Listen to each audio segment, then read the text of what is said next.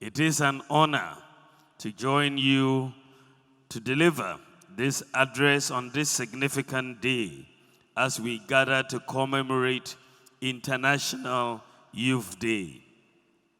Today, we celebrate not just the energy, creativity, and determination of young people, but we also celebrate their vital role in shaping the future of our nation and the world. The theme for this year's commemoration, From Cliques to Progress, Youth Digital Pathways for Sustainable Development, resonates deeply with the realities of our time. We live in an era where the power of a click can transcend borders, spark revolutions, and create opportunities that were once unimaginable. The fourth industrial revolution, which is the digital revolution, has opened up new horizons for innovation, learning, and development. And it is you, the youth, who are at the forefront of the fourth industrial revolution. As the largest demographic group in Ghana, you are undoubtedly the driving force behind our nation's progress. Your curiosity, thirst for knowledge, and your willingness to challenge the status quo are what will propel Ghana to new heights. Since independence, Ghana and many African countries have struggled to solve a number of problems, economic problems. So many governments have come and gone, but we seem to be living with the problems rather than solving the problems. I spent a year, about 14 years ago, at Oxford University, where I was a visiting scholar at St. Anthony's College. And during that time, I was thinking deeply about Ghana and Africa, and I wrote a book about what we needed to do to deal with some of the problems that we were facing. Interestingly, I was looking at the emerging digital revolution that was coming up and making the case that the nature of our societies in Ghana and Africa as a whole were so informal that we needed to formalize our economies and make them participate fully in the fourth industrial revolution. We needed to build economies that had the engine to increase economic opportunity and increase jobs in the process. We had some specific problems in Ghana. Ghanaians had no unique identity. It was possible for someone to live for 80 years in Ghana and have no records with the state to suggest that he or she lived in Ghana. Therefore, we were living in a system where identity fraud was rampant. Age cheating, football age, retirement age, and so on. People were cheating on their birth certificates, fake passports, and so on, because we had no unique identity. You're left with an informal and chaotic society. And when you are living in a society which is that informal and that chaotic, it is very difficult to grow an economy and to create jobs. And when you have that sort of society, the youth suffer the most in that society because you need to create jobs, but the nature of the society, there is very little that allows you to formalize and create jobs. And therefore, this is the background against which we wanted to make sure that we issued the national ID card, the Ghana card. And so when we came into office, we have issued the Ghana card. The latest data that I have is that we have now registered over 18 million Ghanaians under the Ghana card. This is over 85% of all adults in Ghana now have a unique identity. And that is a first in Africa that we have, a unique identity. We moved on to say that we needed not only to be concerned about the adults getting digital identities, but the children. So we looked at the databases. We said, look, we need to integrate the national ID database with the births and deaths database and the Ghana Health Service database. So we embarked on a project where we have integrated these three databases.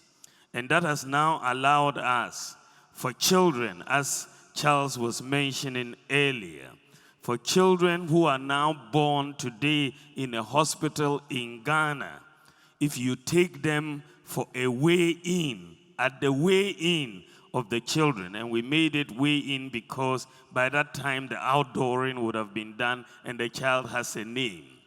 When you take the child for a weigh-in, because we've integrated the national ID database with the birth certificate, the birth and death registry, and the Ghana Health Service, when you take a child now in Ghana, born in a hospital anywhere in Ghana, and they go for the weigh-in, that child will get two identities simultaneously. The Ghana card identity, and at the same time, the birth certificate registration for the child. So the child comes out with the birth certificate ID and the Ghana card ID, the digital ID. So we save parents a lot of hassle of going to the birth and death registry to look for a birth certificate for the child and so on. You'll get the registration number right at birth for the child. We then also went ahead and registered the Ghana card with the International Civil Aviation Organization in Canada, the ICAO. And that therefore allows the Ghana card to be accepted around 44,000 borders and airports in the world today. So with the Ghana card, as I have said before, you can travel into Ghana from any other country in the world. You can travel into Ghana. If you go outside and you lose your passport, whether it's in China or Saudi Arabia or America or Germany or Cameroon, you can take your Ghana card and board a plane and come back to Ghana. Because we have integrated it. By the grace of God, next year, when I am president, by the grace of God, because we have put all this information on the Ghana card, next year, if you want a passport, you don't need to fill a passport form anymore. You will not need to fill a passport form and submit any documents if you have a Ghana card. Because all the information we need for your passport is already in the Ghana card. All your biometrics, all your pictures are already in the Ghana card. So next year we will start the process. If you want a passport and you don't have a passport, you want a passport, but you have a Ghana card, just pay the fee and we will print the passport for you. And that will be the end of the matter. That will be the end of the matter. Today, frankly, countries are beginning to move away from physical passports. Today, as we speak, today is Monday. Singapore is beginning passportless travel. You can travel without, they'll just take your biometrics and make sure you are the one, and they'll allow you in if it is. We are now moving in a whole new direction. And very soon, other countries are going to follow suit. So having unique identity is your entry into this digital world. And Ghana is not going to be left behind. We have made it very clear that we are going to lead Africa and be one of the leaders in the world in the area of the digital revolution. It is possible. It is possible. As we speak, the United States is yet to move into the type of digital identity Ghana has in the area of the Ghana card. They are discussing it for a broad-based national ID in the US. They don't have it. They have the social security numbers, but not a digital broad-based ID as we have. The United Kingdom, when after the election recently, former Prime Minister Tony Blair, his first advice to Prime Minister Sima was to say, issue digital IDs to the UK citizens. They have not yet done so, but Ghana has done so, and we are moving forward in this area. When we came into office, we also had a problem of addressing. In a modern world, you need addresses for all your properties, all your locations, and so on. We didn't have. And that was a big problem. You needed to use the big tree, the cocoa cellar, and all of that to give people directions to houses. But we decided that we will use GPS technology, leverage on it, and have a digital address system in the whole of Ghana.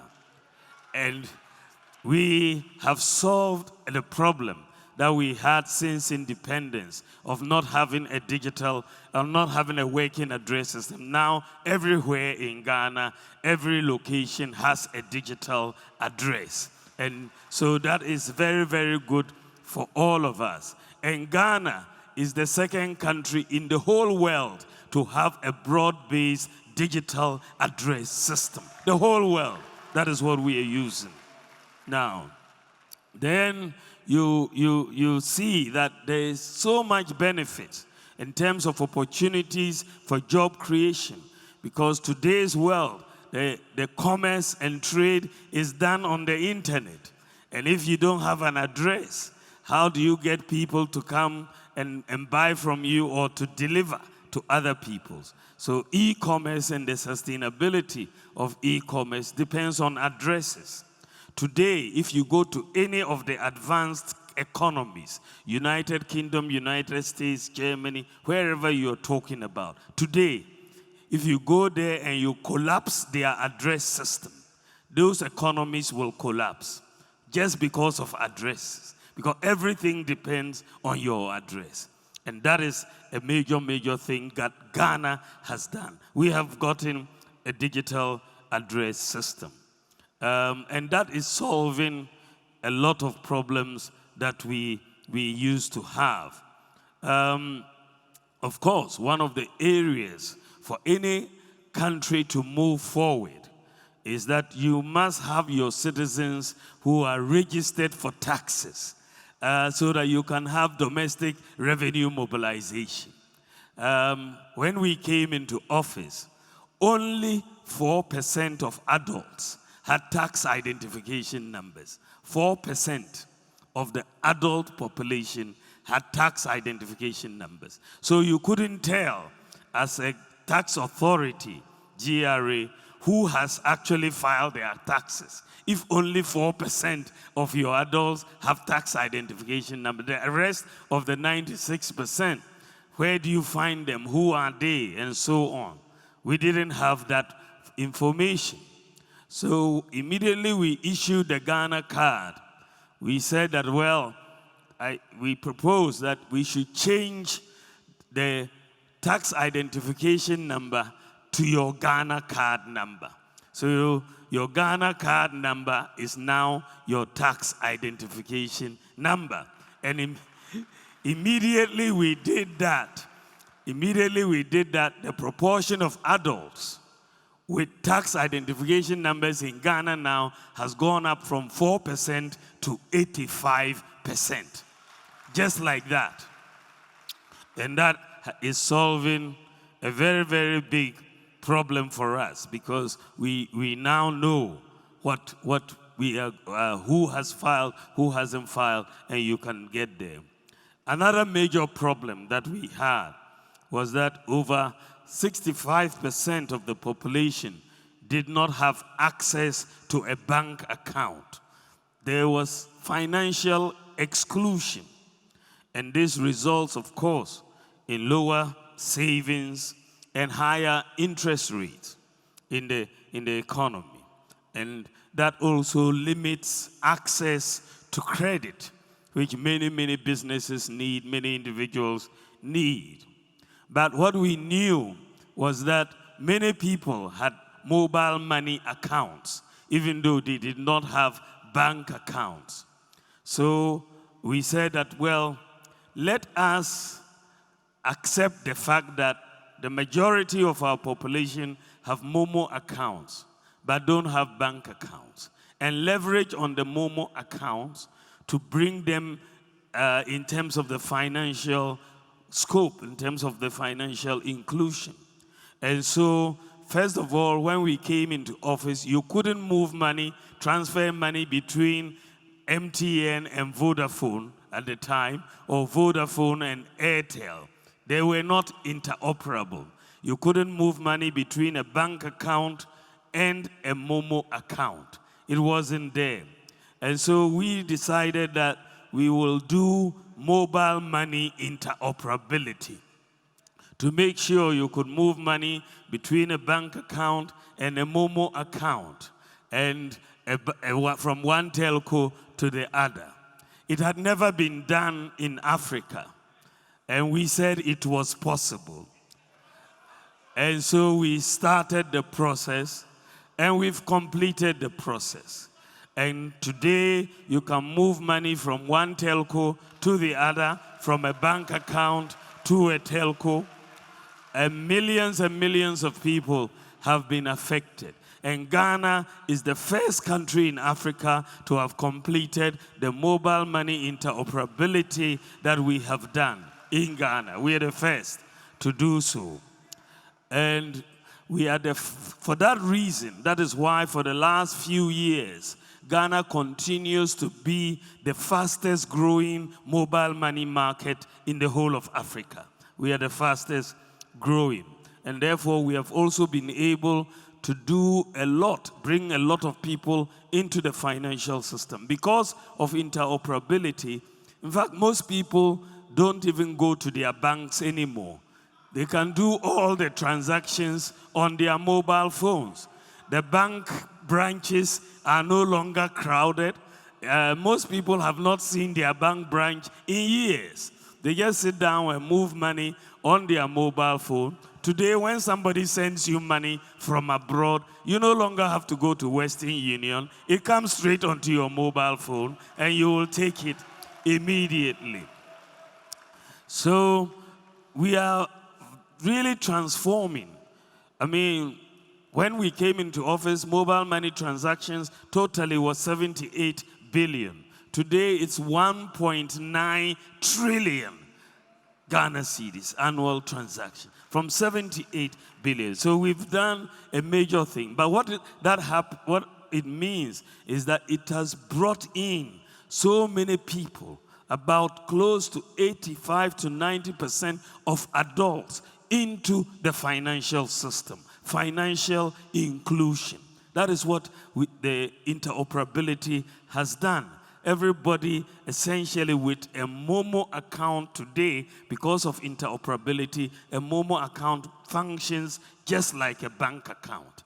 And so we have banked a lot of the unbanked through mobile money interoperability. Now, we are going to leverage on all of these things because one of the problems that we have, which the youth face and the country as a whole faces, is that we have a dominance of cash transactions in our economy. Our economy is a cash-based economy. If you are going to buy a car, you are looking for cash. If you're going to buy a motorbike, you are looking for cash. A computer, you have to look for cash, to pay fully for that particular good that you're trying to buy. In the advanced countries, they operate more of a credit system, not a cash system.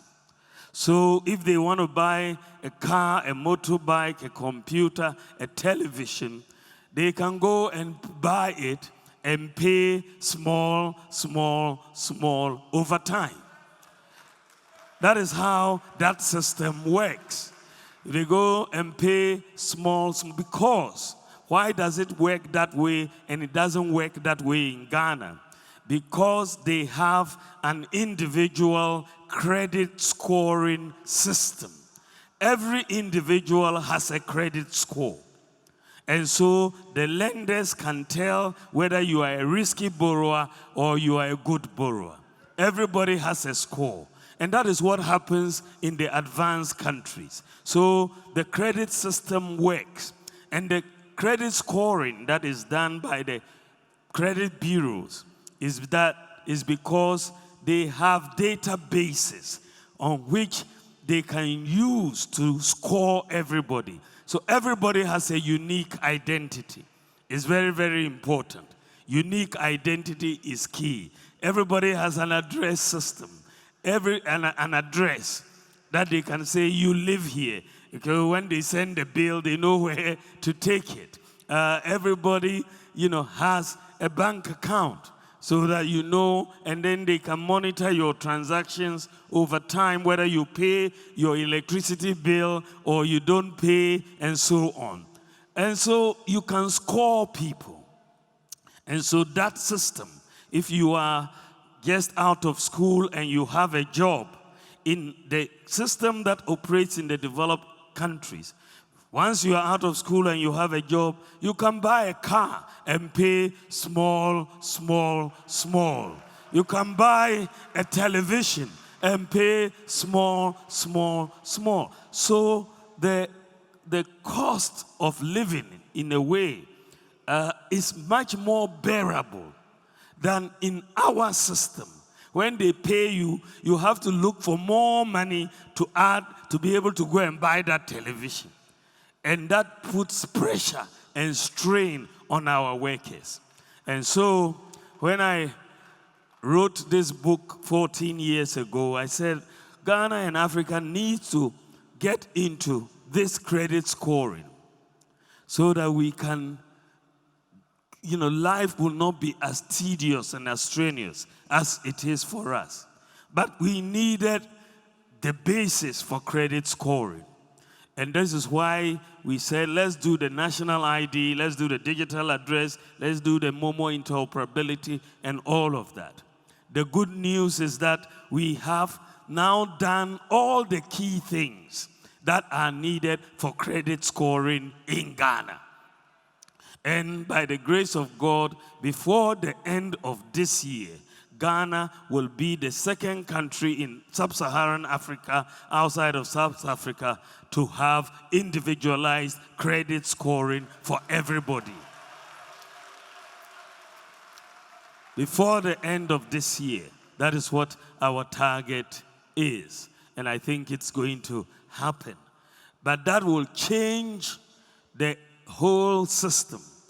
We are going to be moving from a cash cash-based system to introducing a credit-based system, which credit scoring will take place and lenders will make decisions so that you can buy things and pay for them over time, small, small, small. So these are some of the things that digitalization, because that then allows somebody who is a hairdresser who has just finished training to say, I want to buy hairdressing equipment. I may not have the capital, but I'll go and buy it on credit and pay small, small, small as I am working. The same with the carpenter, the same with any other worker. So we want to build, and all of this creates jobs, because if there's demand in the system, the people need more equipment, more so on, and they will get a bit more done, and you will create jobs and as businesses expand. So we are really increasing opportunities by developing a credit system, and that is why we need to follow this up and make sure it happens. Another area that Ghana needs to really focus on is the digitalization of our land registry and the titling process. That is huge. That is huge. And if you want to compare yourself with the advanced countries, over there, finding title and ownership to land is at the click of a button. You will know who owns this piece of land. For us, it's subject to dispute. You can have 3 or 4 owners saying they own this piece of land, and you can be in court for 25 years trying to adjudicate who really owns this piece of land, and there's no title. There's no title, and therefore there's no investment. The mortgage market cannot develop if you don't have clear title to land. And who wants to come and invest huge sums of money in agriculture when the issue of land ownership is in dispute? So recently, if you look at our country, a lot of land is stool land. The chiefs own the lands. And so, but there's a problem in a way, as I found out. Many chiefs don't register their lands because there's a huge cost to land registration. And so, if you have a huge amount of land, going to pay those registration fees can be a deterrent. And so many of them don't register the lands. But we want every chief and everybody to register the lands.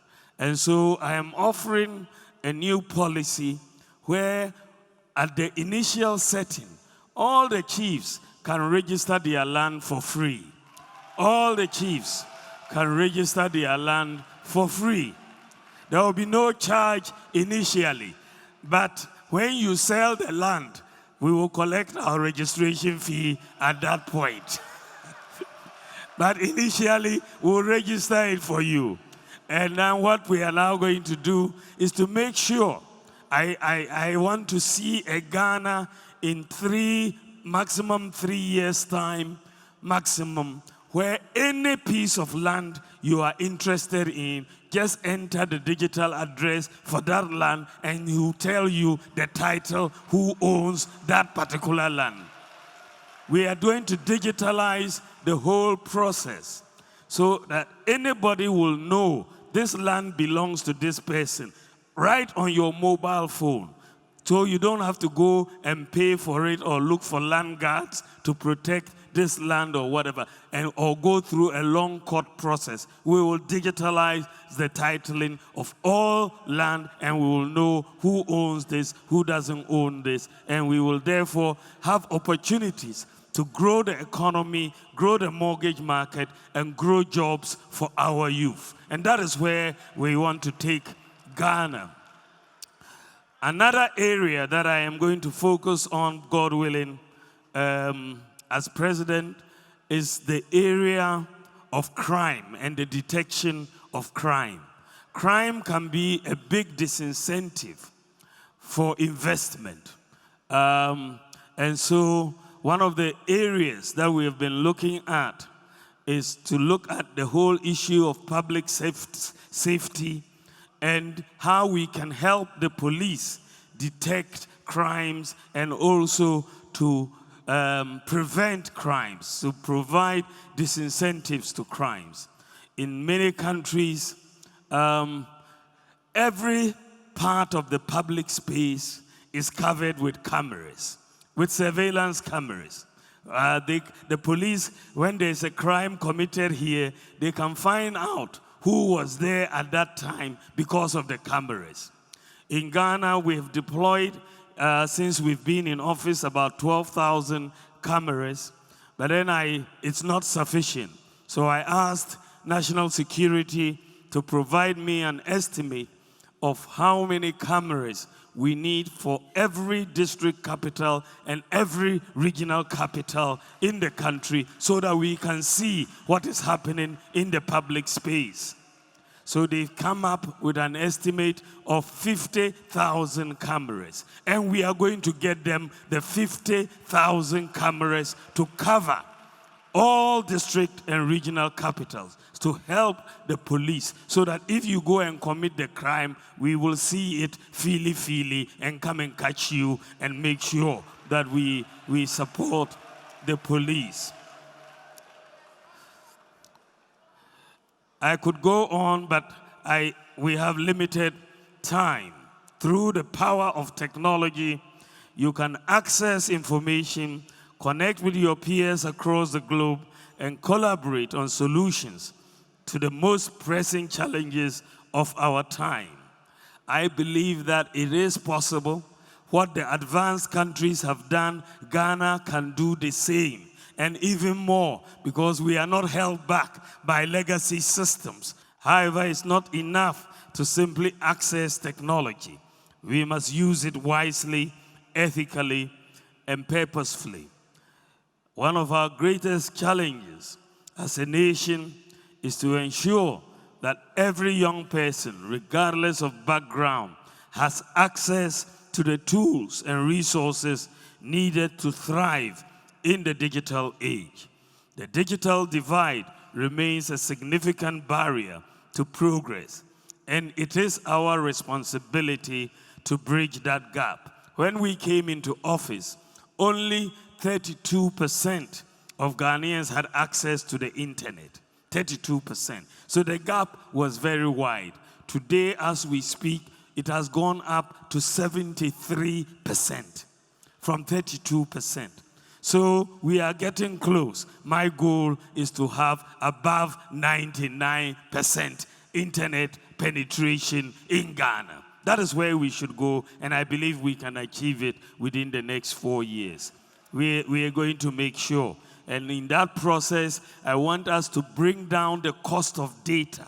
Data is very expensive, and we are looking at bringing down the cost of data to allow participation in the internet economy so that our young people who are, cost is a big barrier to our young people. And so I want us to look at how we distribute spectrum, for example, to the telcos, and have agreements with them that we can give you this if you reduce the prices of the data to our young people and to our community. So we are going to work on that for you. I will be championing this, bringing down the cost of data very, very seriously for all of us to benefit from this, because we need access. We need access. We've already talked about free senior high school education, 1 tablet, 1 student, 1 tablet, 1 laptop, 1 teacher. We've also, in the health sector, we've done a lot of digitalization. I'm very, very, very proud of the e-health program that we are implementing. We have digitalized the patient records in all teaching hospitals, in all regional hospitals, and in all district hospitals. All patients' records have been digitalized, and we have networked all the hospitals. So if today a patient is referred from Wa to Kolebu, the patient doesn't need to bring their folder. They just bring their ID number. Kolebu doctors will put it in the computer, and all their medical records will be there for the doctor to access. And we have done this, of course, the initial experiment, I must say, was in the central region in Cape Coast, but we are now moving. We finished with district hospitals. By the end of next year, we want to cover up to all the CHIPS compounds in the country so that everybody's data will be digitalized and available for all. We are the first country in Africa to have this type of e-health system where we have digitalized all the patient records. We are the first country in Africa and one of the few in the world to be moving in this direction. The second thing that we have done is to bring in drones to deliver medical supplies across 2,800 facilities in Ghana. We have six drone centers. By the grace of God, when I become president, there are 2 more centers to be built to give us 100% coverage across the whole of Ghana. Just 2 more centers, one in Kintampo and one in Funsi in the Upper West region. That will then give us 100% coverage in Ghana. But where drones are saving lives, when we initially mooted the idea of bringing drones, many people thought it was a fantasy world idea. But we have brought in the drones. They have flown 540,000 flights since they started. They've saved so many lives. Every day they are flying and saving. Snake bites, mothers giving birth, needing blood immediately. They are sending medicines. Recently, in the Afram Plains, there was flooding. They couldn't write the BECE. The drones took the exam papers and dropped them in their schools, and they were able to write. This country, Ghana, today, the whole world, Ghana is the world's largest medical drone delivery service. The whole world, Ghana is in the lead. We are leading in terms of and what is so marvelous about Ghana's drone medical delivery service is that all the drone centers are 100% manned by young Ghanaians. 100%. Only young Ghanaians who are manning these drone centers. 100% manned by young Ghanaians. They have built so much expertise. And recently, Zipline took one of them to San Francisco to help train people in San Francisco on drone flight operations. It is possible. Really possible. We want to move Ghana to the next level. And the digital revolution is one that will allow us to do so. Ladies and gentlemen, we've also introduced a lot of initiatives aimed at empowering the youth and fostering entrepreneurial growth. And this is the National Entrepreneurship and Innovation Program. Additionally, the Ghana Enterprise Agency and YouStart offer targeted assistance to small and medium-sized enterprises and helping them to grow. We recently also launched an 8.2 billion cedi fund to support small and medium-sized enterprises to further demonstrate our commitment to youth development. And these initiatives reflect our comprehensive strategy to foster innovation, drive economic growth, and create opportunities for the younger generation. The future is about you, and we are going to keep going on to provide access to finance for startups in various areas. The creative arts, tourism, and the mining sector are all very important growth poles that we as a government are going to focus on. One of the areas that I am going to be very, very keen on is training 1 million youth in digital skills. 1 million youth in digital skills. So that the youth, because without the skills, the youth cannot have the opportunity to participate fully in the fourth industrial revolution. There are many job opportunities, both inside and outside Ghana, if you have the skills. And training the youth in digital skills, the youth don't necessarily have to have a university degree or go into a polytechnic. As long as they can read and write, we can train them to be digitally literate and they can work. And once you have digital skills, you can be here in Gomoa, you can be in Accra, you can be in Wale Wale and be working in America and be working in Canada and be working in the UK or Australia. The world is really your oyster because all you need is a computer and you will have access to various opportunities that you can do, you can work in. Ladies and gentlemen, on this International Youth Day, I want to assure you that government will continue to listen to your concerns and ideas.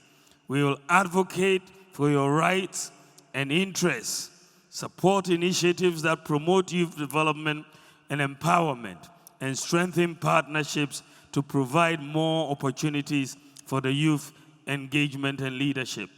Let me take this opportunity to thank Charles Ambani, the UN Resident Coordinator, and the UN system as a whole. I've been so impressed with the UN system and their focus on digital transformation. It's really, really amazing. And I want to thank you so, so much for the work that you are doing in the digital space. There's so much that they have done, and it gives us a lot of confidence that we are on the right path. And we want to work in partnership with you to move this very much forward, and all of these agencies. Distinguished ladies and gentlemen, let me encourage you, the young people, not to relent in pushing boundaries, being innovative, and challenging the status quo. Whenever you come up with a new idea of doing something, someone will tell you it is not possible. Someone will tell you it will not work, but let them know that it is possible. It is possible. Persevere. Believe in your ideas. Work to them. You might not succeed at first, but go on and try it again. Look at it a different way. Keep pushing on the ideas and you will make it a success.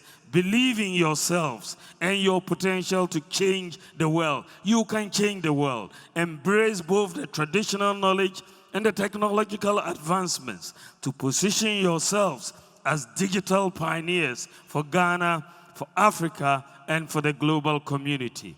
I want to thank you, and may the spirit of innovation, collaboration, and sustainable development guide us all. A happy International Youth Day to you all. God bless our youth, God bless Ghana, and God bless our efforts to create a sustainable future. It is possible. It is possible.